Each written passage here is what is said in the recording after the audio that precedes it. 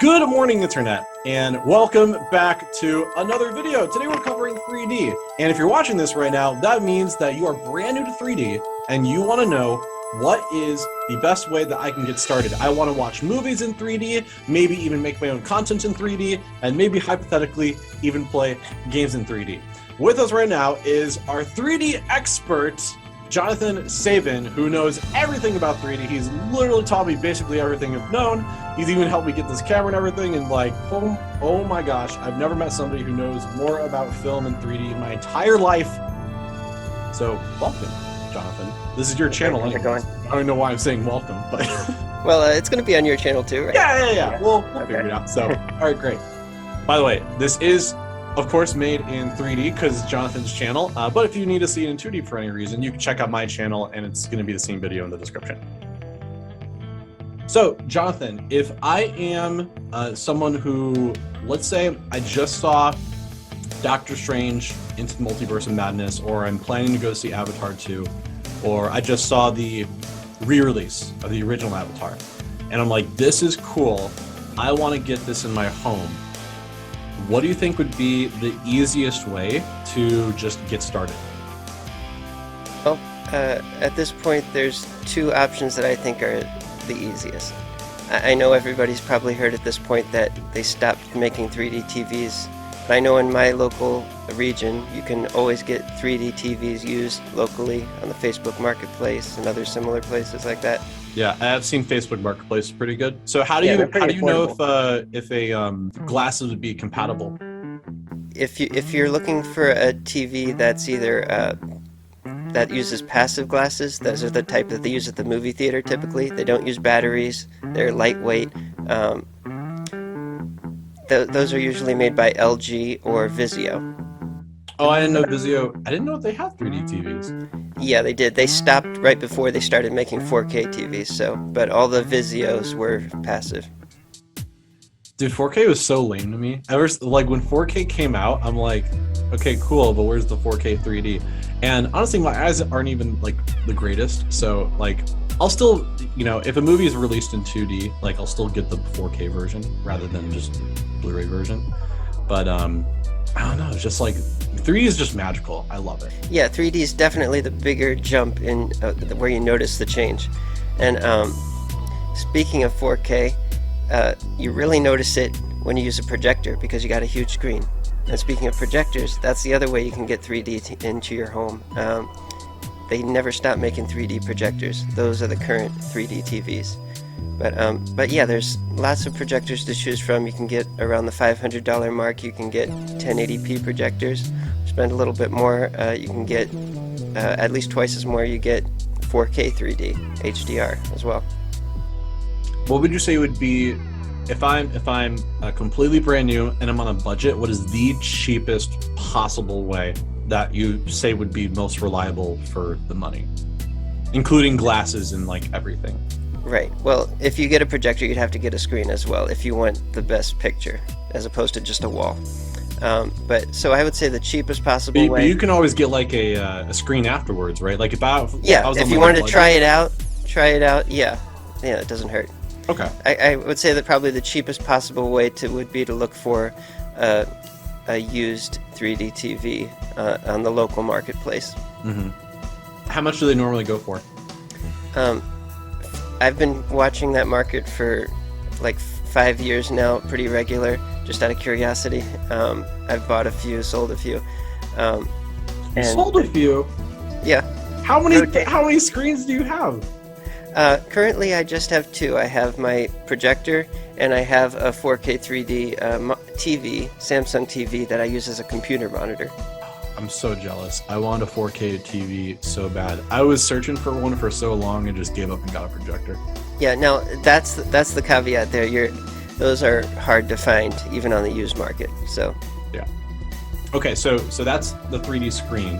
Now, what would be the easiest way to get a Blu-ray 3D player?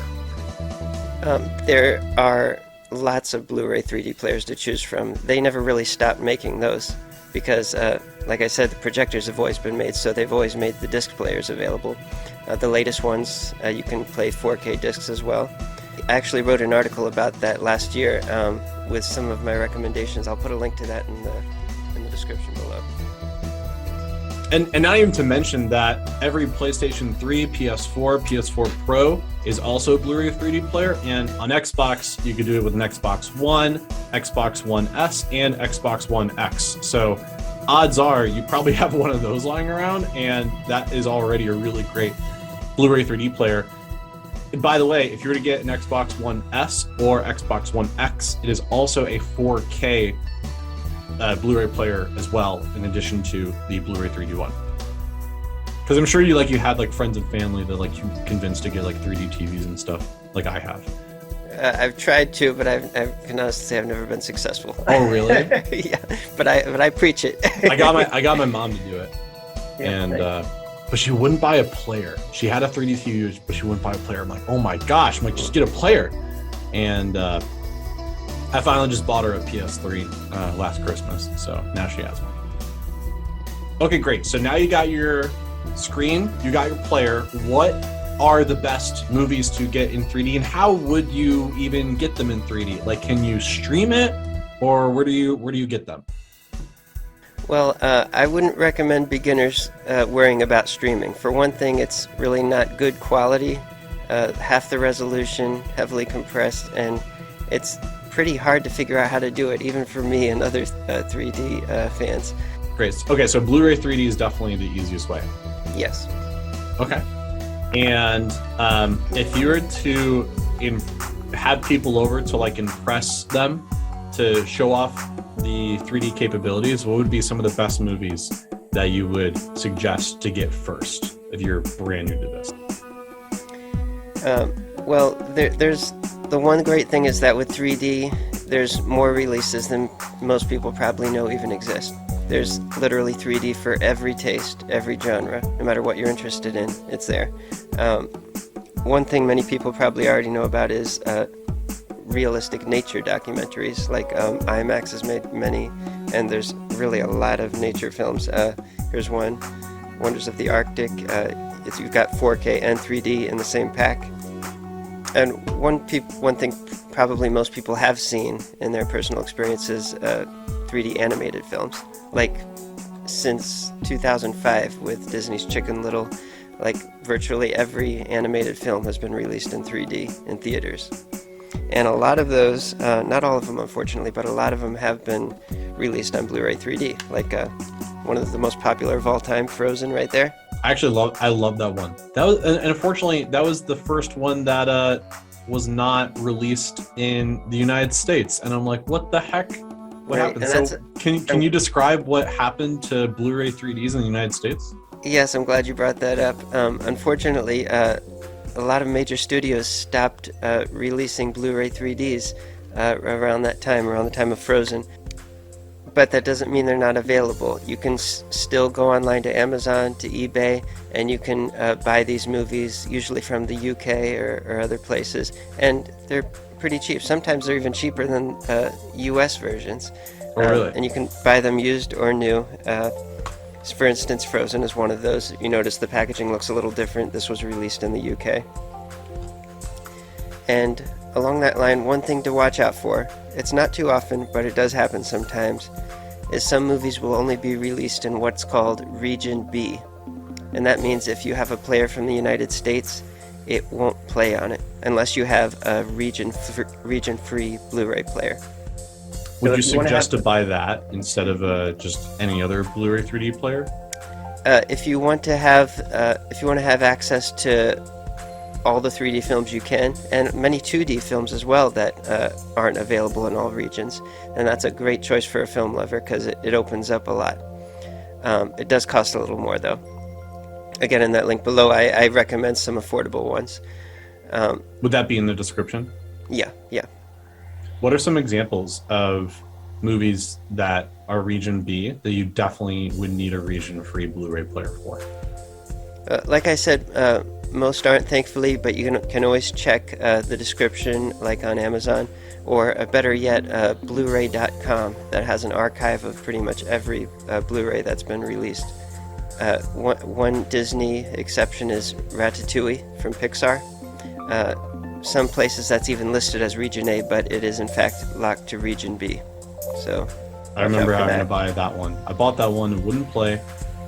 And then, Jonathan, I bought a region-free player, and then I put it in, and it wasn't region-free. It was locked. Yeah.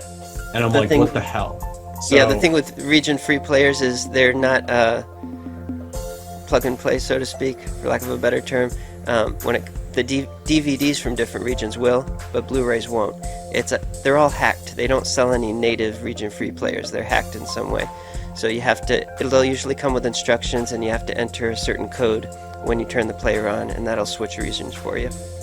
Another notable exception would be the latest Spider-Man movie, No Way Home. That's Region B locked as well. Yeah. You have to have that one in your collection. There's no way you can't have that one. We know that Disney is starting to push for 3D just a little bit more in the theaters, mostly because of Avatar coming out. So they ramped it up for Doctor Strange Multiverse of Madness. And Avatar is going to be coming out. There's like 4 movies lined up that are already practically finished, coming out for like the next decade or so. So like we know that at least for the next decade, that 3D is going to be pushed because James Cameron is going to make it be pushed. Right. So I think that now's a great time to just ride that wave and get it back to where it was. Because at least what from my perspective, and Jonathan, I want to know your opinion on this. I think when 3D first came out, a lot of people thought it would be bigger than it was. And people don't like things pushed upon them. I feel like a lot of people felt that with 3D. And so there was literally a pushback of like people like, I do not want 3D. It's like, well, 3D is an option. Like you don't need to see it in 3D. Right. But like you shouldn't say like don't make it in 3D, right? Mm-hmm. So that's not fair.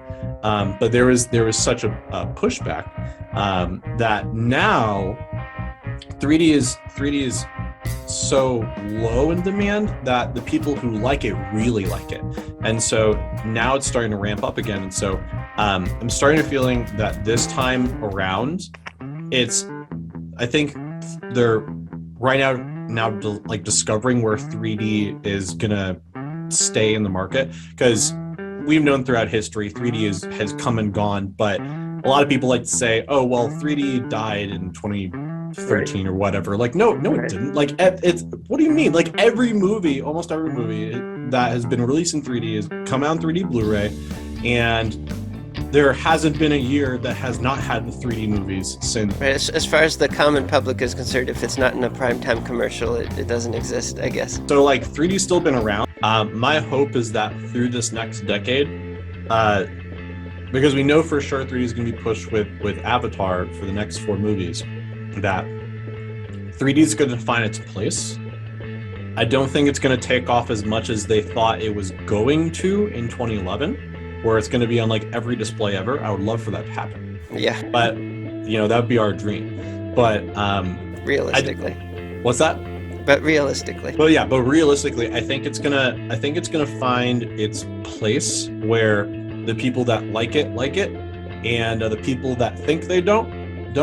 And I know this is like a tutorial of like how to get into 3D, but can I just rant for a second? Everyone who says that 3D hurts their eyes, no, it doesn't.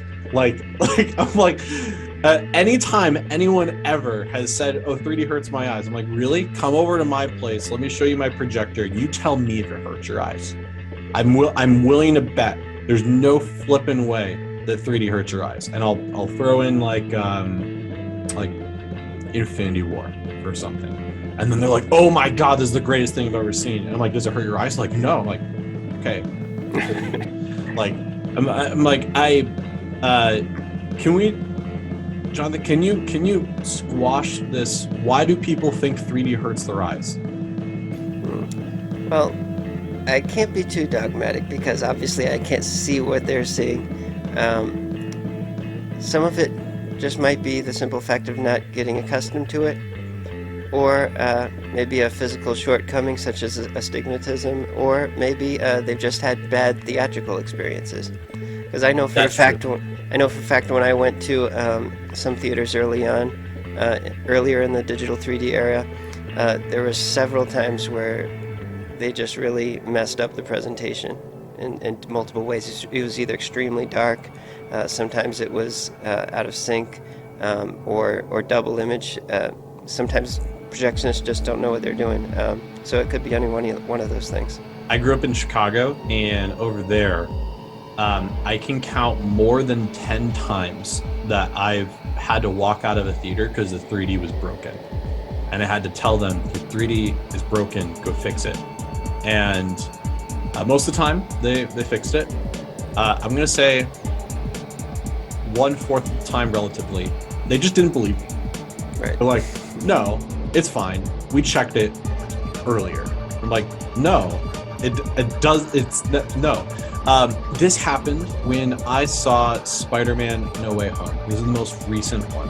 This was opening night, and it ticked me off because no one else in the theater knows what I'm talking about when like the 3D isn't working. And also, to be fair, in like the 80s and whatnot, there was a lot of movies that had strong parallax. Yep. And from your reviews, some of them weren't even aligned. Right. Well, all the 3D movies of the 80s were made on film. It wasn't easy like with a computer nowadays. So, right, like you said, alignment, vertical misalignment, which doesn't exist in real life. It will hurt your eyes every time. It's so sad. So if somebody saw 3D movies in the 80s and they said it hurts their eyes, well, in that case, I believe them. Yeah. Because that's just the way it was. And sometimes in the 50s too, if they didn't do it right. What if I saw Spy Kids in theaters or Shark Boy and Lava Girl? Excellent point. Yes, that was just before digital 3D took off. So at that point, they were using anaglyph glasses, red and blue, and that can strain your eyes over the course of a full movie. Those are my very first 3D movies when I was a kid. And even then, even with anaglyph, when that came out, I'm like, I want to make 3D movies. That's what I want to do. Likewise. And people thought like, oh, it hurts my eyes. I'm like, I don't care. Like, and I didn't even know such digital 3D would ever come out. I just thought that anaglyph was going to be the way it was, and there was no other way to do it. So, I remember actually, Jonathan. Do you remember what your first 3D movie was? Yes, it was Bolt. Oh, really? And I saw that at my local theater. They started out using shutter glasses, so that's you what I didn't see used. Spy Kids? Not at the theater. I saw that later. At home? Yeah, yeah. Right. In 3D? Yeah, anaglyph. Okay. I guess that's what I meant. Like, what was your very first, not at the theater, like very first 3D movie? Yes, I did see Spy Kids, and I know I've seen other 3D short subjects and images and other things like that. It always fascinated me. I had some 3D Spy Kids comic books and some holographic stickers that always fascinated me, and a 3D Incredible Hulk comic from the 90s. Oh, really? That came with bubblegum. So I had a 3D collection going even before I knew what 3D really was. I just knew I liked it. Nice. Yeah, I actually, so after Spy Kids, I actually did have a negative impression of 3D going into 2009 when they really started to push it. I remember Coraline came out and they're like 3D, and I'm like, I don't want to see it in 3D with anaglyph glasses. That's what I thought it was, and I think a lot of people at the time still when Chicken thought Little all came movies out, were anaglyph.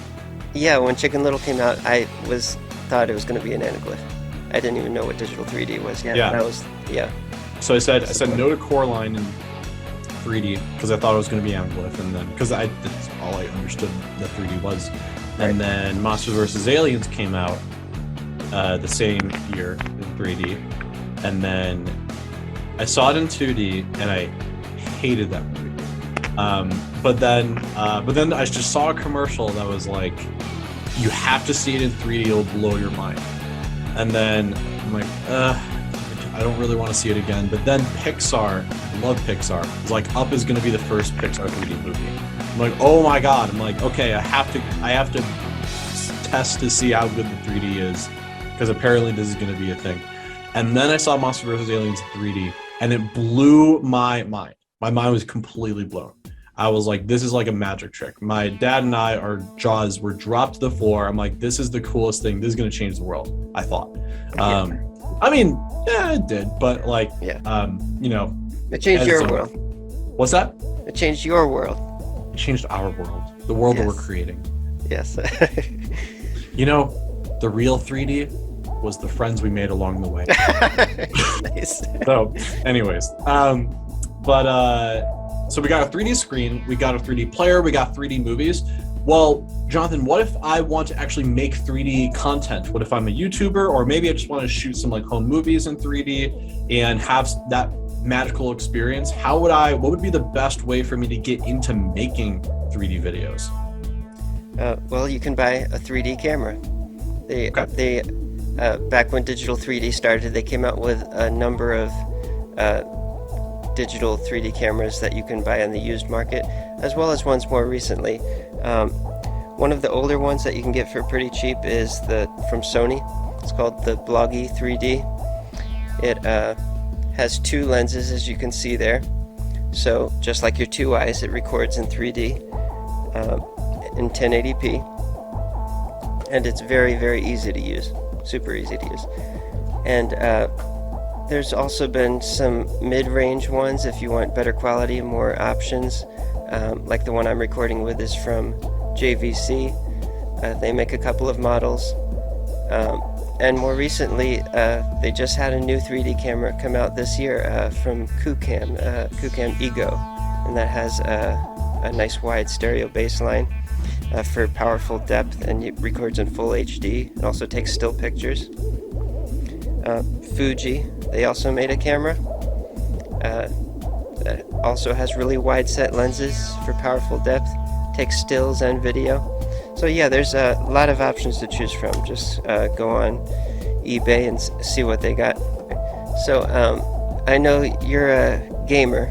I'm not too familiar with gamers, so can you tell me, if we want to play a video game in 3D, what options do we have? Yeah, that's a great question. So back in 2011, 2010, 2012, there was a big push for 3D games. And so the Xbox 360 is actually, even though it can't play 3D movies, it can play games in 3D. The PlayStation 3 can play 3D movies and also can play 3D games. And they are not shy about advertising a game being accessible in 3D. It's printed on all of the art really big that this game is 3D accessible. Probably one of the best ones would be Uncharted 3 on PlayStation 3. There is a very small number of PlayStation 4 games available in 3D, and I would probably recommend one that's called Fez. It's very interesting. It's a 2D flat platformer, but in 3D, it makes it so fascinating because things in 2D that are very pixelated actually come out, and so you can understand, oh, this is what the room actually looks like. Otherwise, it's just pixels that kind of just blend in with each other. And so, really fascinating game to play in 3D. When it comes to the PlayStation 3 and the PlayStation 4, the 3D is not fixed left and right images. The 3D image is actually created in real time. So you can actually adjust the parallax. And a lot of games have this built in as a feature in the game. However, there is a not so official way to adjust the parallax. And for whatever reason, Sony decided to have the parallax adjustment be within the actual PlayStation's menu. When you hook up PlayStation 3 or PlayStation 4 via HDMI to a 3D TV, the PlayStation will immediately recognize this is a 3D screen. And so it asks you, what is the size of your screen? And they will use that to determine how much of a parallax they would like to give. And to my understanding, because with a 3D movie, you can film it in such a way, and most movies are converted 3D, so you have full control over what is, in positive or negative parallax, so that it looks pleasing for the eyes. But video games don't have any control, because you could put the the camera anywhere you want, and something might be really close and hurt your eyes or really far away. And so unfortunately, they designed the games to have extremely small parallax, and most of them straight up just look 2D.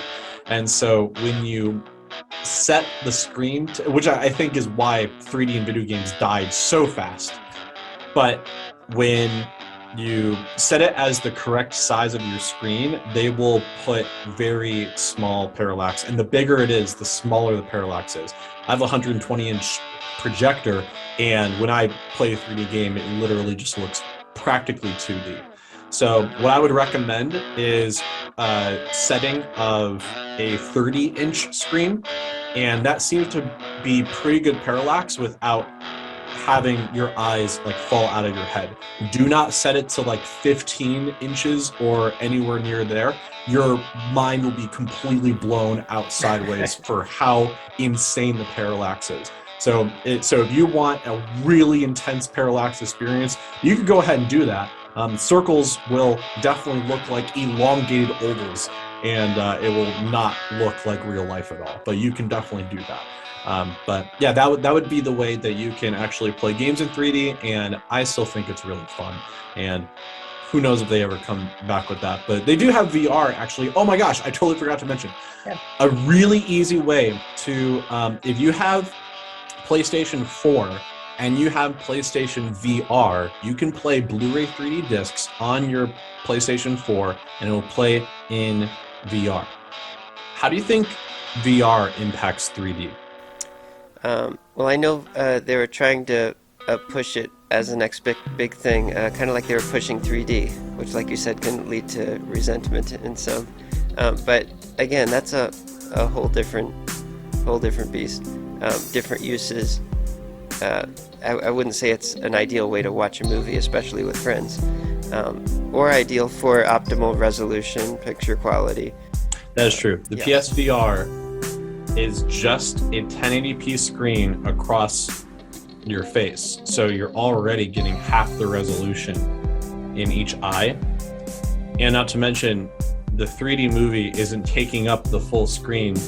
They set you in what looks like a dark 3D theater, and then so it's probably really a significantly less resolution. However, if you just want to get started in 3D and you already have that lying around, my dad is in the situation where he can't find a 3D TV, and his room is too small to get a nice one or a projector. So he just watches it by himself, and so he doesn't really mind, and he throws on his VR and plays Blu-ray 3D discs, and he loves it. So that is an option if you just want to get started. So right. But yeah, otherwise we would definitely recommend a 3D TV or projector. I would say definitely projector, because you can get it from like Best Buy and get a warranty on it. Yeah. And because if it ever breaks or something goes wrong with it, you can get it replaced. All right, Jonathan. So what are you have any other thoughts that you want to put into this video, or?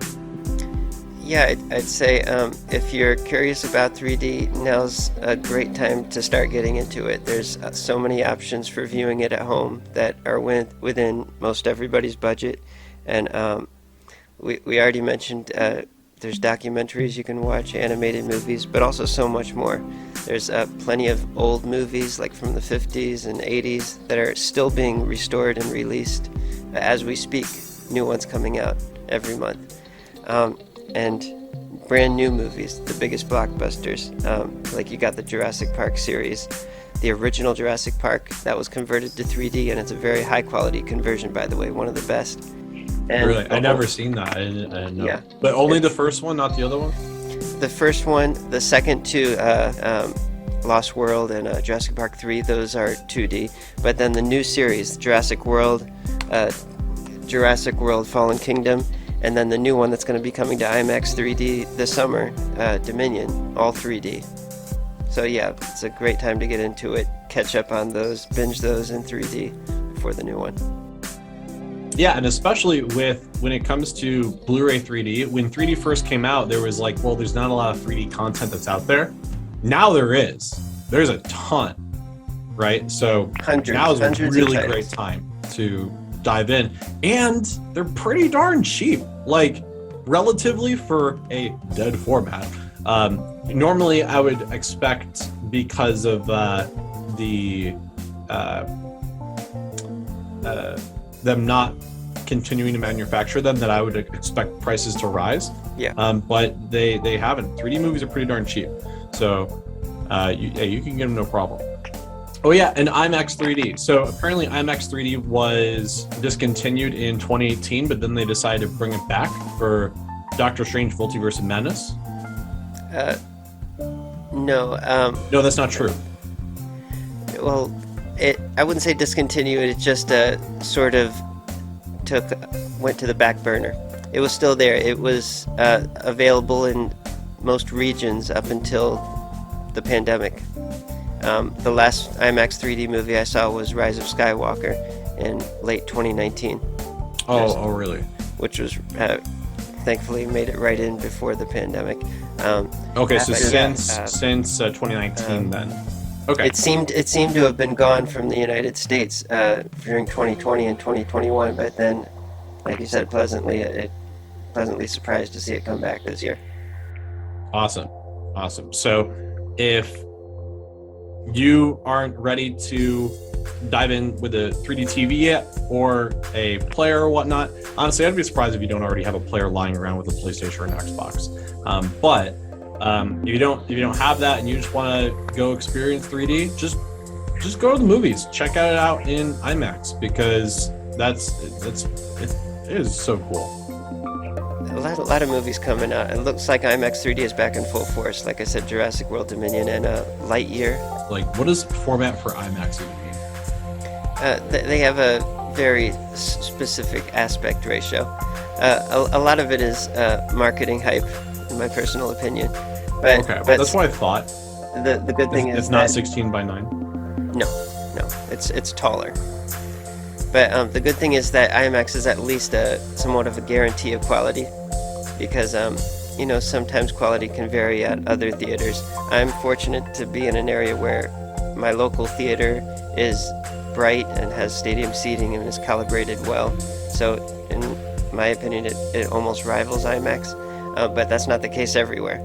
So at least IMAX is sort of a touchstone of quality, and that's good that so many blockbusters are being released that way this year. Awesome. But that being said, thank you guys so much for watching. I love you very much. Until next time, later days.